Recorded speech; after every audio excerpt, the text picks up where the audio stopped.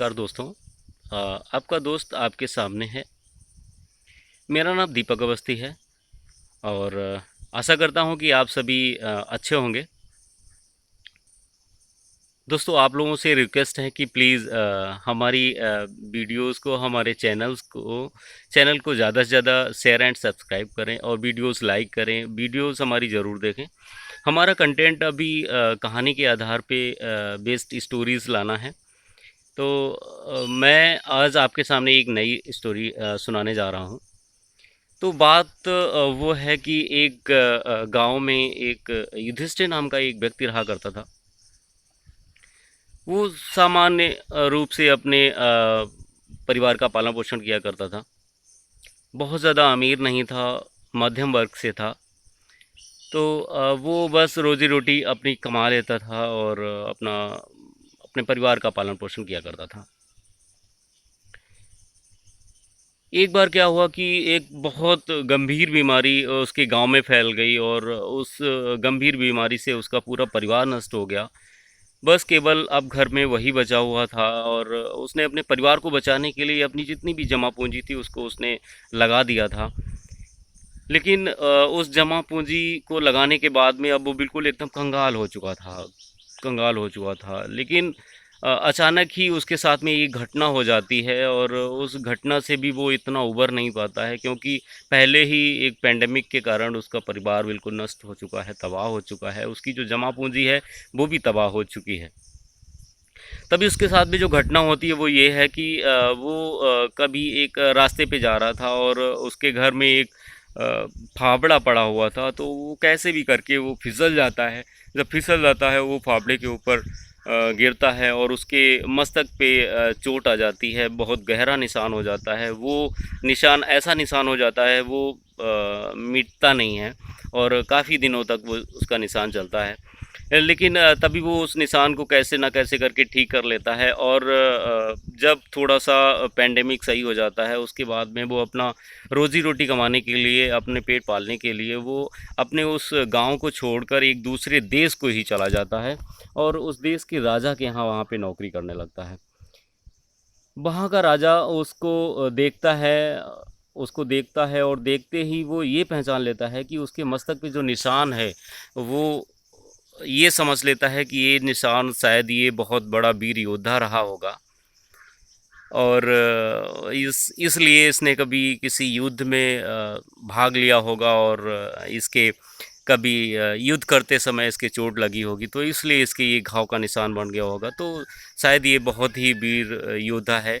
इसलिए राजा ने उसको अपने यहाँ सेनापति नियुक्त कर दिया और जल्द ही जल्द आने वाले समय में वो उसको धीरे धीरे उसकी जो प्रोग्रेस थी वो प्रोग्रेस करता चला गया और वो एक अब सेनापतियों का अध्यक्ष बना दिया।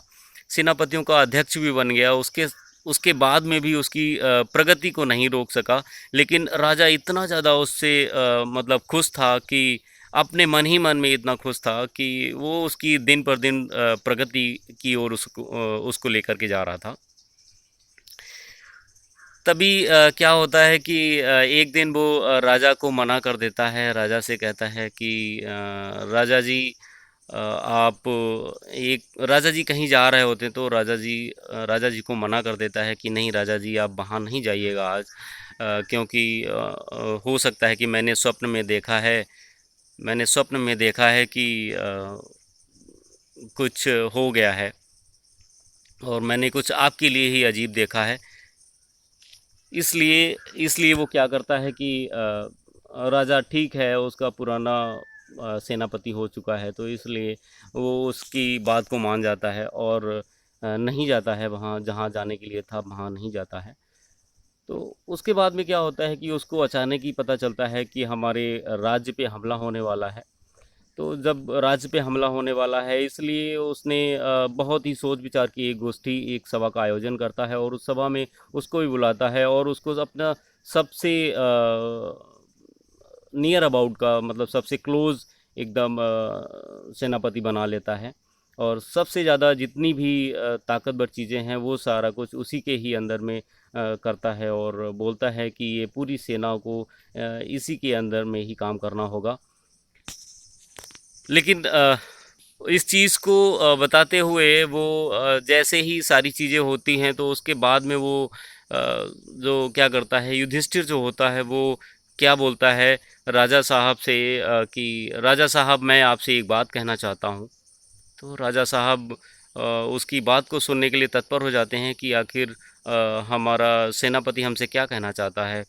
तो जब भी उसकी बात होती है तो वो ये तुरंत ही उनसे ये कहता है कि राजन मुझे माफ़ करें कि मैं एक ही बहुत ही गरीब परिवार से हूँ और मैं अपने गांव से भागकर यहाँ पर इसलिए आया था क्योंकि